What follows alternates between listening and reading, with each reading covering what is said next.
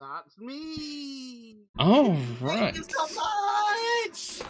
Oh man, so much as we get started over here. Starting over with some drinks in the mood with this brave group of companions who totally and utterly messed up their first time they got together, as we are doing a Planescape.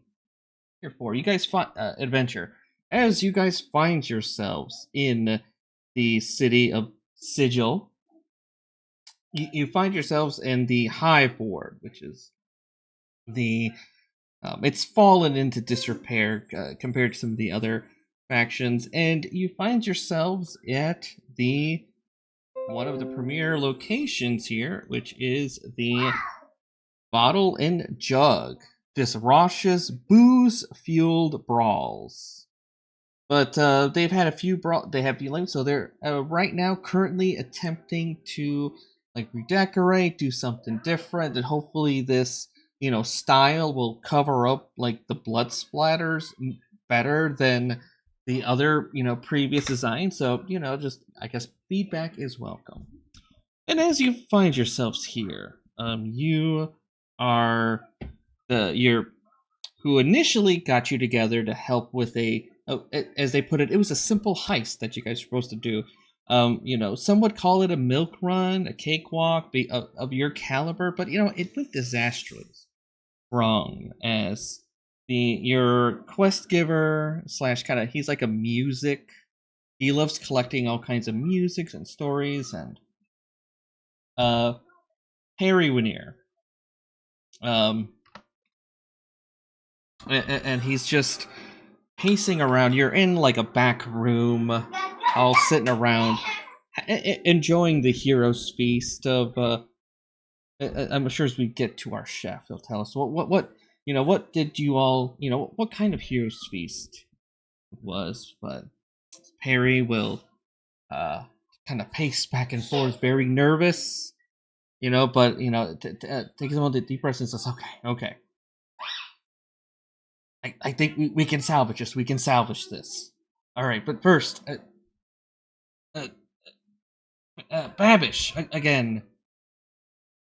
What happened with the lookout? And as before you start talking about what happened with the lookout, tell us about Babish, Baldain, or no, just Babish. Babish Brown. Babish is a chef from Waterdeep. Had to leave, during the time of the Frost Maiden, because of incident. But we don't talk about the incident.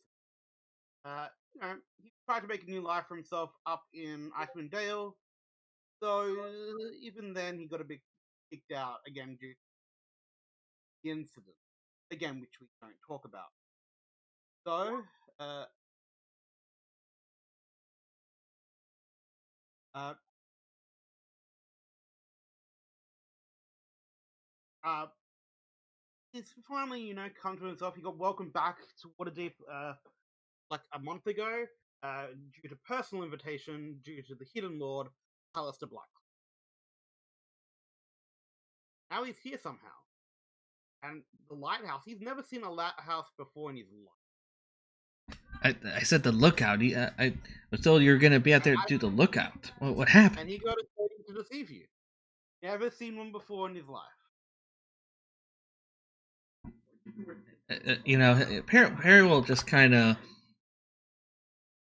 pause, look at you, and just kind of like, okay, all right. Baldain, why did that orphanage get set on fire? As we tell us about Baldain. All right, so you see the absolute most ripped dwarf you have ever seen in your life. Like, also he's got weird bat wings, so that's weird. But he's wearing this very ornate looking belt. He's got these gauntlets on, but he's also got this badge that's kind of weaved into his beard. that looks like it's like some type of Hell Rider badge. Mm. And then you also see that it's he's got some bracers on, with these gauntlets, and he's carrying a hammer that has some thunderbolts on it. And he's like, "Yeah, the name's Baldain. So I've been adventuring for a while. I've kind of got some anger management problems, but I usually like to hit things really hard. And my secret is that I'm always angry." Mechanically, Baldain is a 20th level Zealot Barbarian and the carrier of the Hammer of Thunderbolts. And let's see. And what was my job? What was my prompt? No. Why did that orphanage burn down? That was like 3 places down.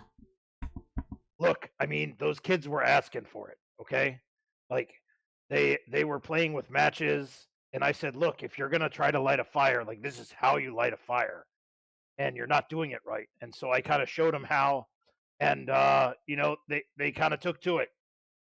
And so I guess but they're gonna learn not to burn the orphanage down because now they don't have a house. But it's okay. I gave them a couple, like 1,000 gold. I think they're gonna buy a new place. But yeah, that was totally not my fault. I was showing the kids how to use matches. I mean, like, what else are you supposed to do? Kids ask you to, they shouldn't use matches wrong, right? Yeah. It just alerted security to everything, but it has to go to Kickash. Our first nomad said, but I thought you said that you were able to bring down the alarm system. But let's talk about Kickash. Kickash? Oh, hi, I'm Kickash.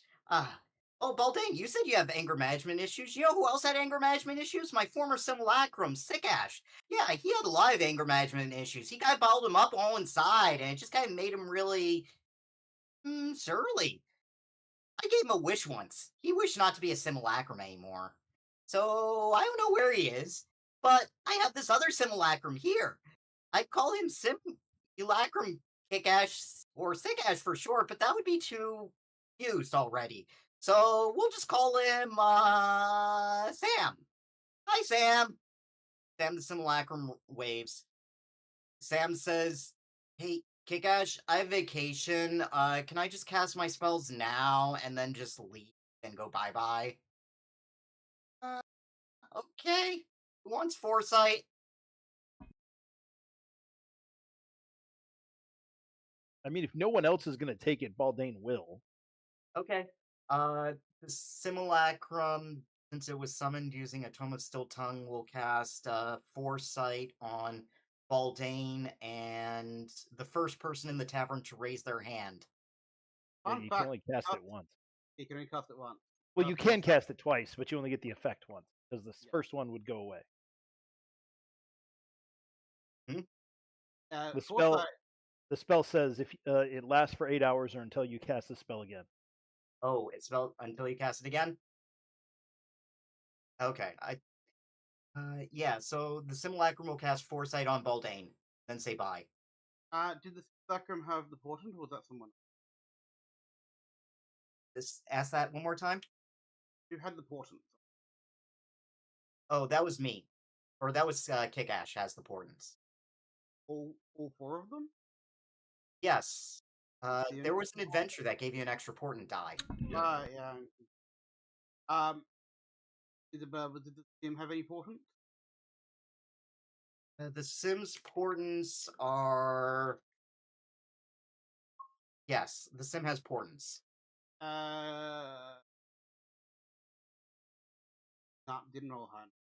Sorry. Okay. The Sim goes off and takes a vacation. Oh. Oh! I also haven't introduced you to Sir Fluffy Bunny. Sir Fluffy Bunny is my familiar. He was a bunny, but then he was a crab, and he couldn't be a bunny for a while, and now he's a Tressum because he likes being a Tressum. Say hi! And Sickash, And Kihk, the forest gnome, holds up a Tressum in front of everyone.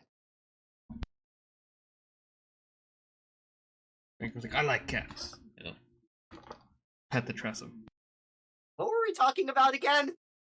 Yeah, you said you had the security wards handled, and they went off. But Wow. Okay. Yeah. I handled.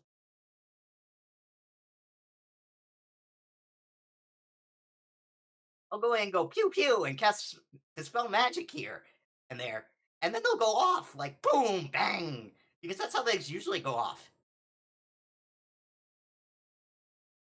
okay, and then it kind of nods, and he'll go to Asteria, and Peril say, I thought you had the getaway figured out. It like you had some kind of trunk everyone's supposed to transport in or something. I don't remember, but you know, what happened as we go to Asteria? Asteria is in Aasimar, Light Cleric 5, Stars Druid 15. She got some healing, but she's mostly focused on being up in the front line, doing Spirit Guardians. She works at Saloon and uses her star map as a guide to understand omens, and her name is based on Greek mythology. It means starry one. And as for some trunk, I don't know what they're talking about. What trunk? But it better not be about her trunk. It's like, okay, all right, and then we'll go last, but of course not least, Feng Yi. We'll say, and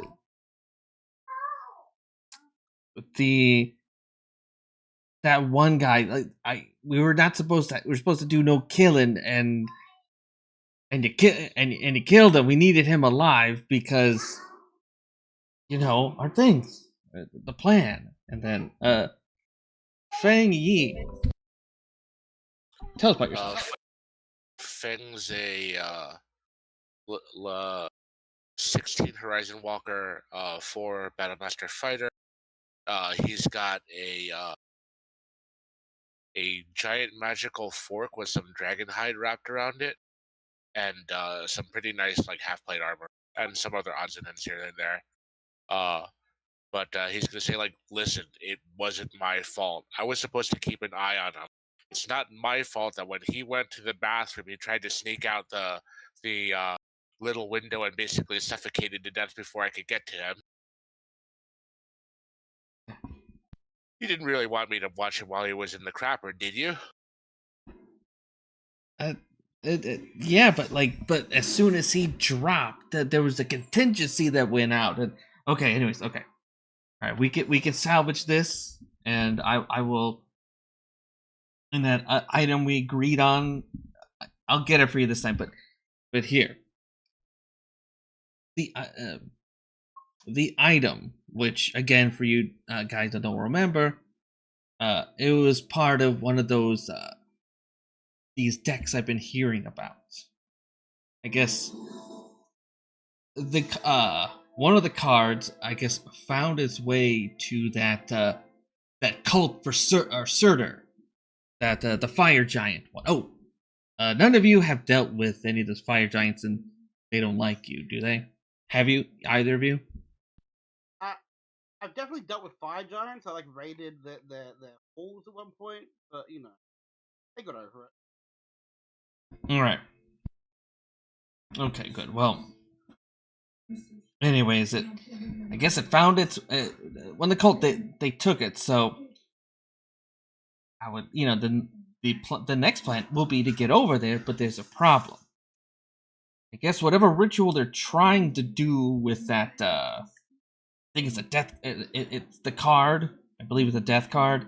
I think whatever they or someone from the auction that we messed up on. The card's over there. And I need you all to get it back. And again, like the first time, do not open it.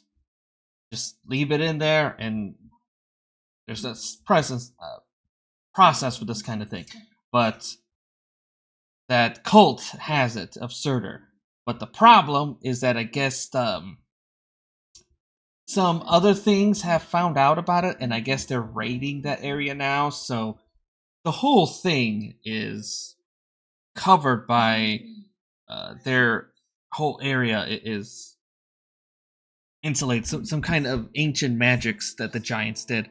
Incinerates anything that gets close to. You can't go in or out. But here's the thing: we need to go back down there, get the card, which should be in an obsidian chest.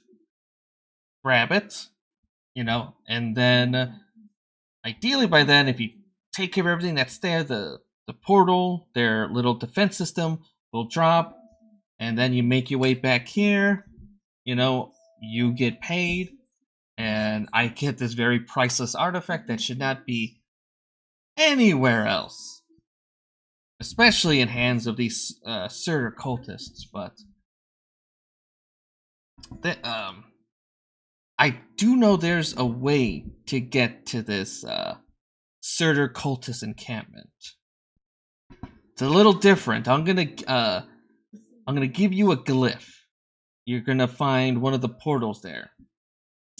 I guess this Surtur cult, I guess this plane of where they're at, it attracts a lot of metals. And I guess they even can regularly get deposits, not only growing from the land, but I guess certain rocks that crash land into the area. They can essentially go in there and grab it, and it helps with their mining operations. Interesting enough, we figured out their pattern of like how often these meteors, land nearby. So, for the only way that you all can get in is, I know where there's one at. You're gonna go in there. You're gonna tunnel your way in there. You gotta tunnel deep enough that as you get shot and you land, if you don't get far in enough, you're gonna be on the outside of it, and that ain't gonna do you any good to not only slam on the ground, but the media's behind you. So that does it. Yeah. So easy. Unless you guys got something to help you breathe in this out there in the wild space, good luck.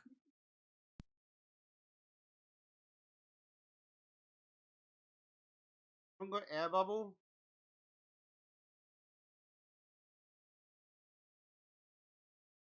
Is there a store nearby? It's like Peg is just like, oh yeah. There's people in the corner. See that? He'll point out to there's like a halfling. Yeah, there's the shifted Pete over there. He's got I've seen him pick up scrolls, so he might have what you're looking for. Also, real quick, do you have like a 25 words or less? Oh, sorry, say it again. Bit of a lot of information. My apologies. You have a 25 words or less summarized version? I don't. Just kind of basic notes, but essentially you have to go find the meteor. Okay, find meteor? Yep, just find a meteor, dig into it, and kill the giants that are in there, get the chest, and then escape. Okay. Right. Find meteor, kill giants, escape, profit. Yes. Somewhere in there are some question marks. Let's buy some scrolls with air bubble, apparently. Taking little spells. A wizard prepared it. Him. I know, would Kickash prepare air bubble? If I had known in advance we were going to a place where we need air bubble, yes. Would I have enough time to prepare that?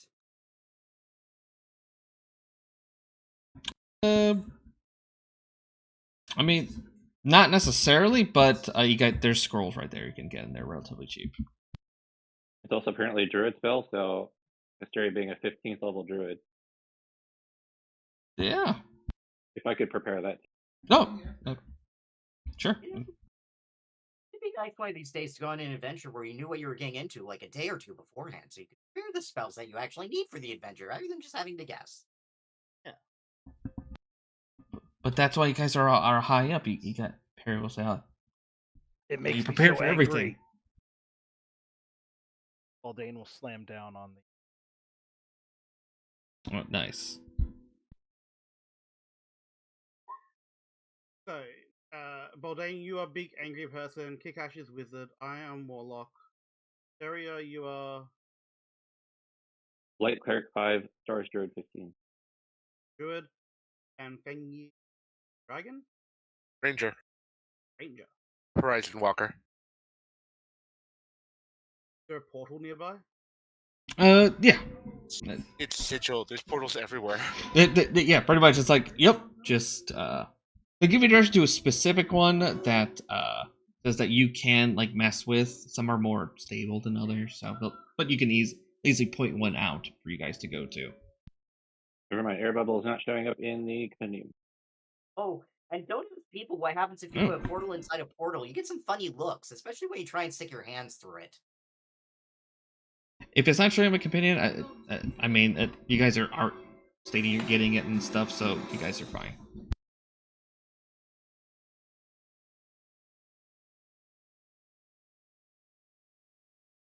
But all right, we really no check involved. It's the city of doors, so you can easily find that portal.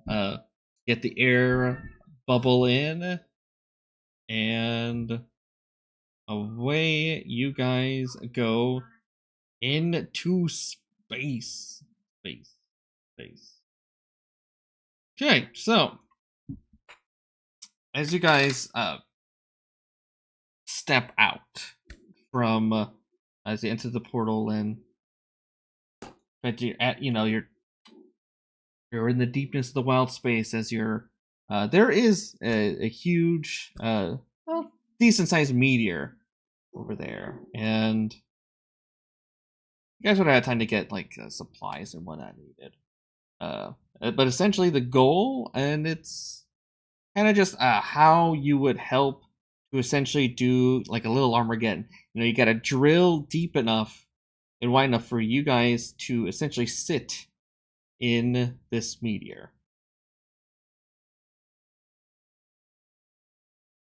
And you could do it with it's kind of open. I'm just kind of doing the I don't know what the tier 4 average DC is. Like I think tier 3 is 18, but I don't know. I don't remember after that. It's like 20. I don't know. I was trying to look. I thought there was a guide, something that stated out like tier 1's 13, 15, 18, and 20. it is 20. Okay. Something like 9 plus average. At least average. Okay. 21. But yeah, we'll just do just a basic like skill challenges. We'll go to each of you. We'll start with a Feng Yi. How would you help with drilling? We're getting into this like deep enough into this meteor. Probably with a manual labor, so I would be like moving the bigger rocks around and trying to clear an area for us. Sure. All right, go ahead. Give me athletics. All right. All right, and then Baldain. Oh, Baldain will just be turning the big rocks into smaller rocks, and then turning the smaller rocks into dust as he uses his hammer as a way to just smash down in the faults. Okay. Or would my stone cutting help out too? Of course. Like but I've already got advantage. Incoming expertise. That's true. Except that's with an intelligence, and I'll take my +10 plus my proficiency over my intelligence score plus double proficiency. All right. Well. All right. You. Feng. And that's actually a 30 Oh, it's 30. Okay. because I can't get less than my strength choice. Oh, that's right. Yes, with Because the of the 30. barbarian thing. Yes. You know, Feng, trying to get through, can't get the rocks. Just Baldain, just hammering it out. All right, Kick-Ash. I'm gonna cast Animate Objects, and I'll make a bunch of shovels, and they'll dig for me. And Sir Fluffy Bunny will help too. Okay. Because bunnies are good at digging, although I don't know how good Tressums are. Should I just roll Arcana? Oh no, I was just gonna say if you're using that's fine. That's yeah. Okay. And then let Asteria. We're currently digging. Yes. All right. I don't have. Well, hang on. Okay.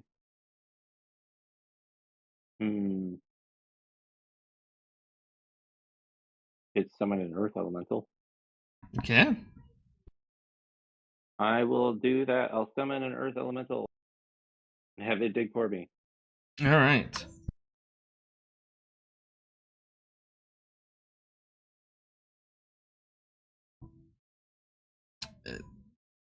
Exactly. And then Babish.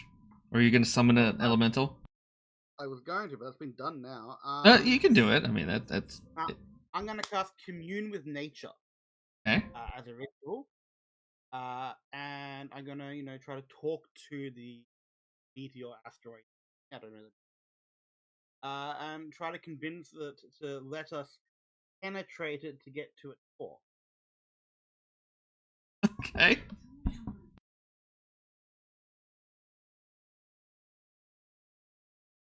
All right. Persuasion? Maybe? I don't know. I was gonna say that just by itself you're doing that specifically. No, that's perfectly fine.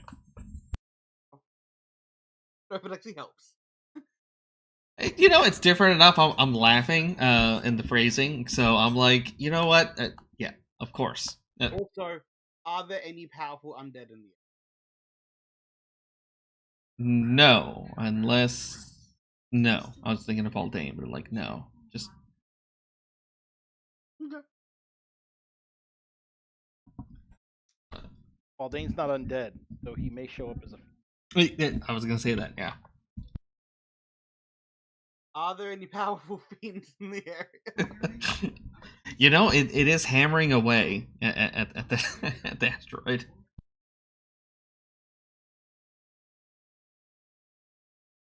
All right, and sure enough, you guys tunnel a decent sized hole, and just as you're in the core, and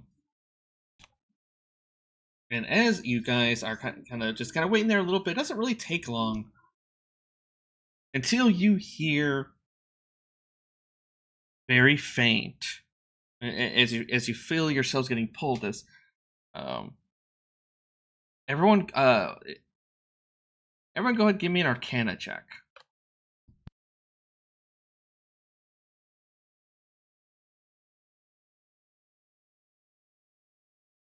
I'm doing this so you all can laugh at me.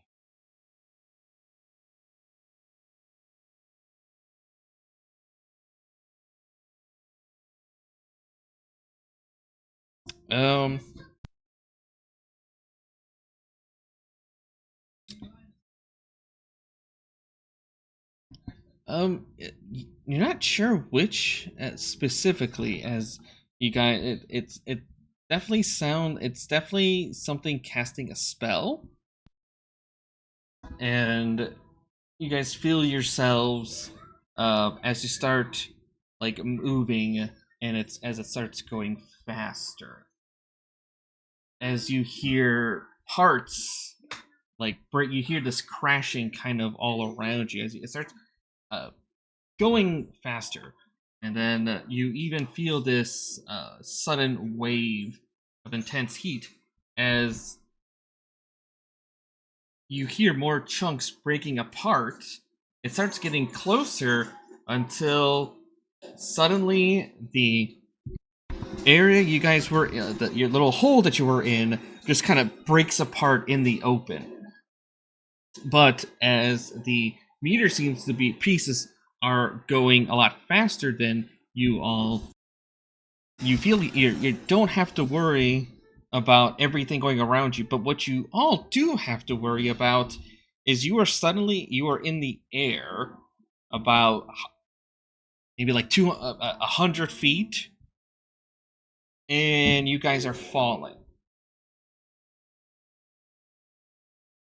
And as you see below you, you can see chunks of this meteor crashing into various parts, and just huge kind of explosions all around. Oh, we're falling? I should probably cast Featherfall. Yeah, that would be a good idea, wouldn't it? Oh yeah, Featherfall. Counterspell. Wait, no. Yeah, they're fine. Someone counterspell my Featherfall. We're all gonna die. It was only 100 feet. Baldain will flap his wings and try to grab people that look like they can't fly. Yeah. Featherfall. I don't counterspell. Why would I counterspell it? It'd be stupid. Joke. Just a laugh.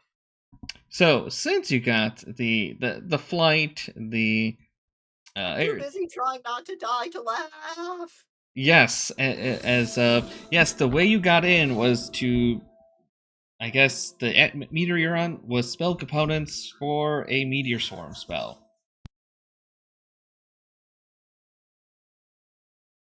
But on that, we will take a quick break, and I will be right back.